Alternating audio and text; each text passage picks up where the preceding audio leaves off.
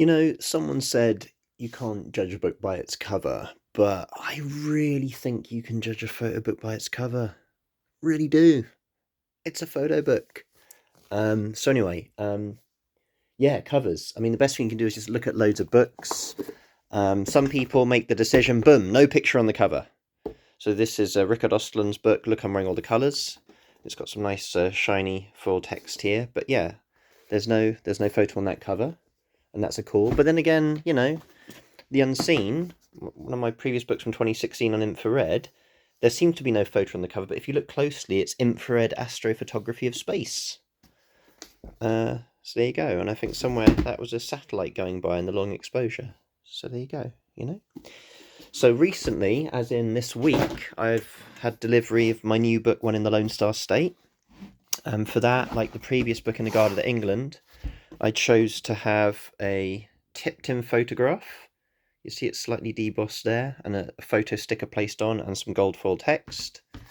And if I just spin this around like the previous book, oh, look at that. Would you look at that? Isn't that nice? Let's just, oh yeah, let's just get that. Just so, there we go. So again, excuse the scuff here, this is just a copy I keep around, but there you go. So, just lines up all nicely.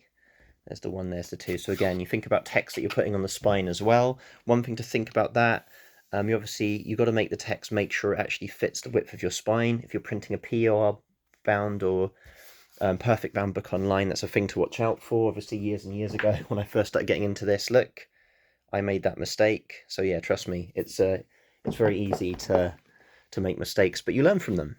So moving on to what I'm doing now is the zine.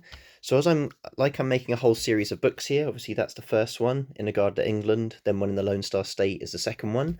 I'm doing a whole series of zines as well.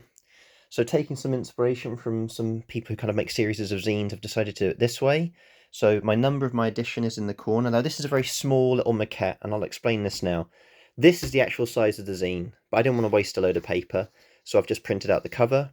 This is a little maquette just to flick through, and this was to, you know, get an idea of the sequencing and how it would feel turning from page to page. This is super, super tiny, but yeah, that's just something that you can do and flick through on any kind of printer at home, and it still works at that size, you know, and even the text is still legible, so that's pretty cool. But I want to make it bigger, so I've got big hands. That's about the size of my hand. That's how I'm using the font on the cover. The image is full bleed, and again, when printing, you've got to watch out to stretch the image slightly outside to the bleed. We'll cover that in a bit on InDesign, another video. And at the back, again, I wanted to make this whole series of zines kind of work together as a set, so all of my back covers are going to look like this. It's going to be a circle of white with a photograph from the zine with its opacity dragged down a little bit. Text, a list of what edition it is, the copies, link to my website, and the title of the zine. And that is it. That's what I'm going to do.